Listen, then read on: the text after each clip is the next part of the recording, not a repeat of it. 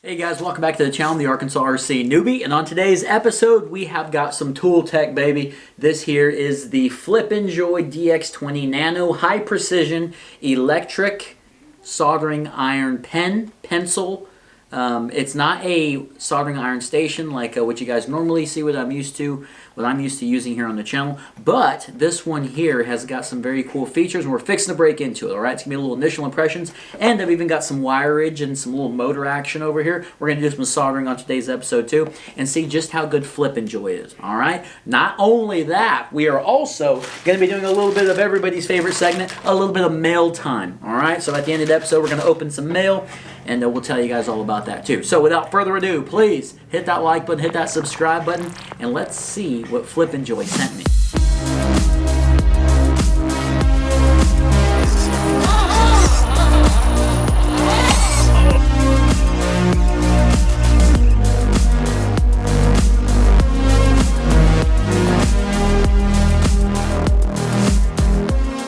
Alright guys, here we go. We're fixing to do the unboxing on the FLIPENJOY. It's packaged very nicely. I just had to get all the plastic wrap and everything off of it so it wasn't too loud for the microphone. This is what I'm used to using here to solder with. This is an awesome soldering station. This one here is the Xtronic 3000 series. Comes with a spool, comes with your soldering iron, some flux, different things like that. And it also has a dial that I can set between Celsius and Fahrenheit. So I'm hoping that the FLIPENJOY actually has that as well. Now FLIPENJOY did not pay me anything for this little initial impressions and review. They just found the channel and they said, hey man, we want to send you this. What do you think? And I said, dude, I can always use soldering iron, soldering stations. I love soldering. My dad showed me how to solder, taught me basically, and I get a lot of compliments on the soldering, but it definitely does help when you have a soldering station like this one over here, and possibly might help you if you have something like this. Alright, so we've got a little sponge, alright, little sponge action there. We have a little, looks like a work stand, possibly. I think that's what that is. Sponge goes in there. Alright, so they sent the upgraded one, and it comes with different soldering tips. Look at the selection there. Those are super nice, super fine, and I love how small they are. Like, don't get me wrong, this would be great for some precision stuff, right? This is the precision electric soldering iron, but I am a little bit worried because the RC stuff that I'm used to soldering, every now and then I'll solder a little bitty wire, but most of the stuff's a little bit thicker, and the stuff we're going to be trying it on today, it's going to be interesting to see if these tips will get hot enough. That is just such a cool variety there. So this one here is going to run you about, I believe, $58, and the cheaper one, the DX20 that I thought we've got, is $45. Now when it comes to heating up, supposed to be a very quick heat source with this guy. It's supposed to have a range of 122 degrees Fahrenheit to 932. And whenever I solder, I usually crank that sucker up to about 850. And it also does have a smart calibration. So you guys always know whenever you're like soldering in front of a fan, or there's a ceiling fan or something like that going, sometimes the temperature changes in the room, or a breeze comes through and it messes up your soldering job. Your solder starts to harden up on you. Well, apparently the smart tip on this thing, whenever you put your tip in there, it's supposed to keep the tip calibrated, and it's supposed to be set to wherever you leave it, basically. So that's a pretty cool feature. This thing is tiny, buddy. I mean, I don't have really massive hands. I don't have big old meat hooks, right? But this thing here is going to be super nice to get in there. Now, I know what you guys are all wondering already. Hey, does that thing, it has the charging port on the back, does that mean it is a wireless charger? Is you can basically put it in your pocket and go? The answer is no, and I'm disappointed in that. I was very excited thinking that this thing was going to be a wireless soldering iron, but you have to have it plugged in. But it is a USB Type-C, and we've all got those. And if you don't have those, the cool thing is old FLIPENJOY hooked you up with a power adapter here, 9-volt power adapter, and even hooked you up with a decently sized cord here. Alright, that's nice. And it's got a little nylon covering it. It's not just rubber. So that will definitely help out, because I know I'm going to be leaving this thing sitting down, maybe not on the stand. It's going to burn a hole right through that. So hopefully it protects it before it gets to the wires. So we've got that, and then we have a manual. So you can actually scan the manual here, and it will go through all of the different series that they offer. All right, so that's pretty much what you get. One thing I am a fan of is in this nice little carrying case, right? Now, I know what you're thinking. Well, you have a carrying case, but you have to plug the sucker in. But, guys, on their website actually shows that you can get a rechargeable battery, something that like a little power bank battery, you know, that you use to charge your cell phones. And we can just plug this guy in, and I will be taking this to the crawling courses just in case. You know, a lot of times, guys, stuff overheats out there, stuff melts, and they'll be able to have this on me. So that's going to be pretty neat as well. Now the little screen here is a 0.9-inch one display.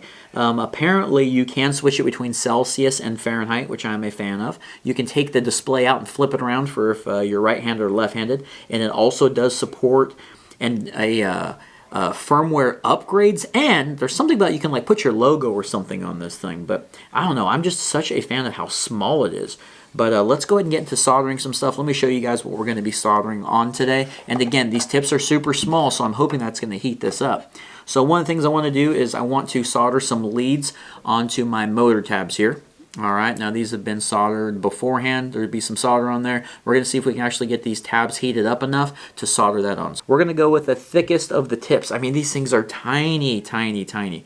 We're going to go with this little angled guy here. I think that's got more, maybe it'll cover a little bit more of an area. So let's get this guy plugged in. Let's take a look at the interface. Here we go. All right, FLIPENJOY. Got their emblem on there. She's beeping. What are we showing? What are we seeing here? 77 degrees. It looks like the setting is set to heat to 572.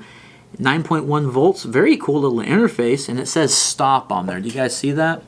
Now I think if we hold this down, did it switch?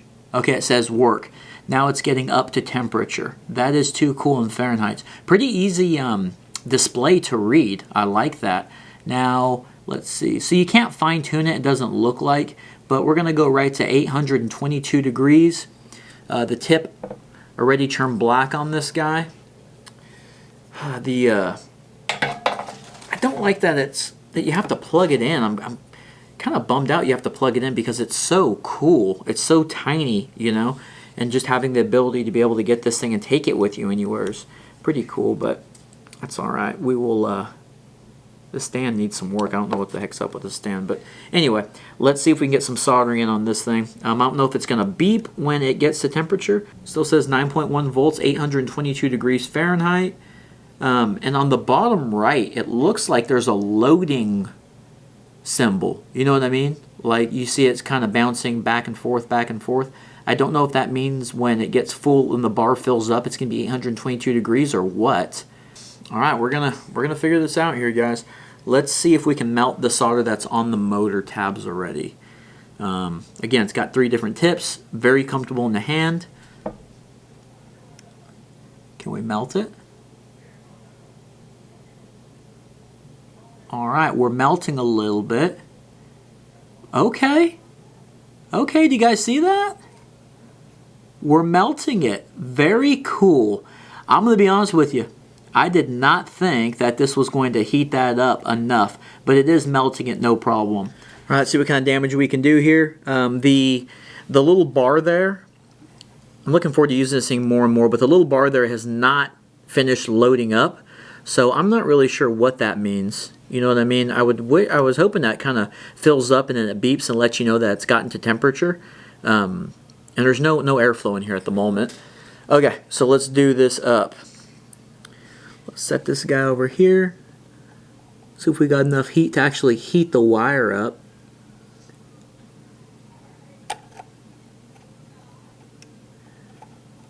Alright, that's enough heat. I am shocked. Let's see if we go through the wire, if it will actually heat that tab up. I doubt that it'll do that because just how small that head is. Yeah, it's not going to do that. Okay, so we are having a hard time of getting the heat transferred all the way through the tab, well, through the copper and then through all the solder. It's barely getting it, but remember, we can turn this guy up to 932 degrees. That's going to be the max in Fahrenheit. Again, it's not loading up completely. It's bothering me that it's not doing that. But I can feel the heat radiating off of the tip now. That's really heating up. Or it's getting hotter. All right, let's try this again. Let's see if we got enough heat dissipation. I can see the solder melting on the lead. Then we get to the tab and it's just not. Let me see if I can kind of put them together.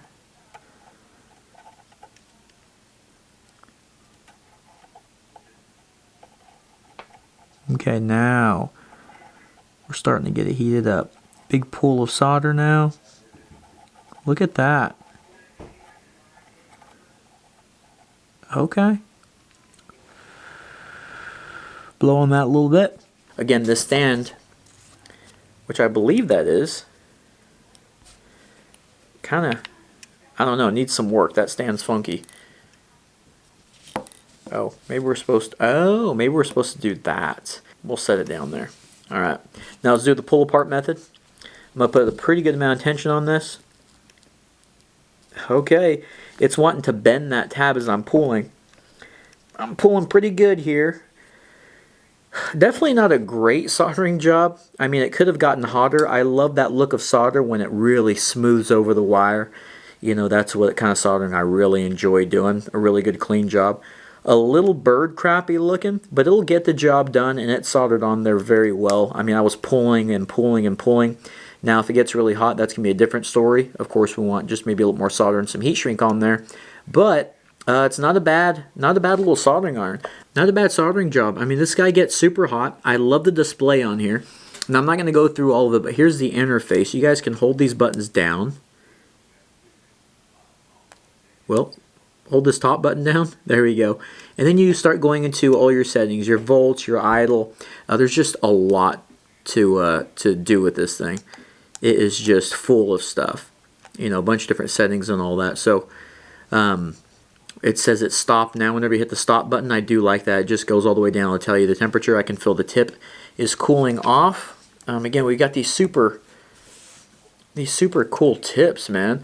I mean, these are going to be way too small for anything that I do in the RC world. But who knows, if I got to do some plane maintenance, maybe on some little bitty servos, we can actually use these guys. But that is the FLIPENJOY DX20 Nano High Precision Electric Soldering Iron. What we're going to be doing is we'll be leaving a link in the description below, and you guys feel more than free to check out their website and check out all the different stuff, other things that they offer. They also offer some like little bitty ESCs for drones and planes and things like that as well.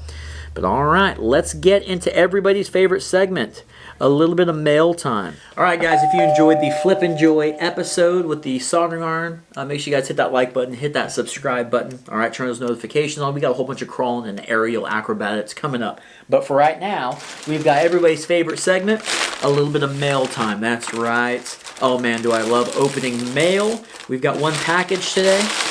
This was actually a gift from my dad. All right, let's see what old daddy got us. All right, we've got some tires. We've got some tires. I don't want to show you guys what they are yet. Oh, those are so pretty. You guys ready to see it? Hey, leave it in the comments. What tires do you think I got on today's Mailtime episode? A big fan of these tires. They are the Proline Hyrax Predator Compound tires.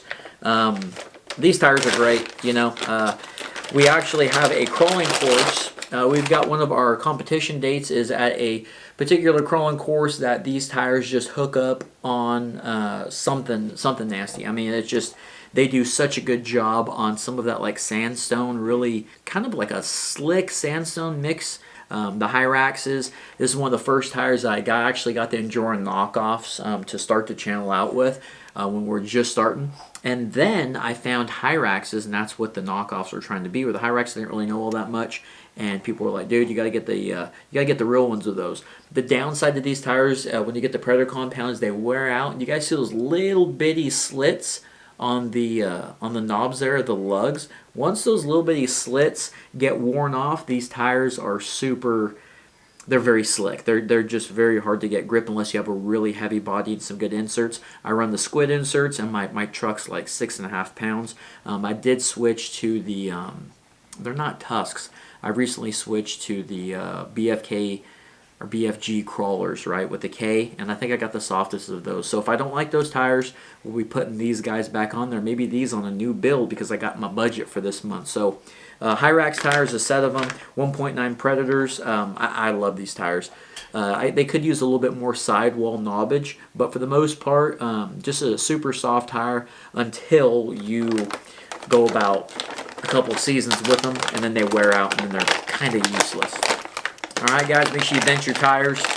We will see you on the next episode again, man. I appreciate you guys watching as always. Make sure you guys turn on notifications. Stick around. Like I said, we got some good stuff coming up.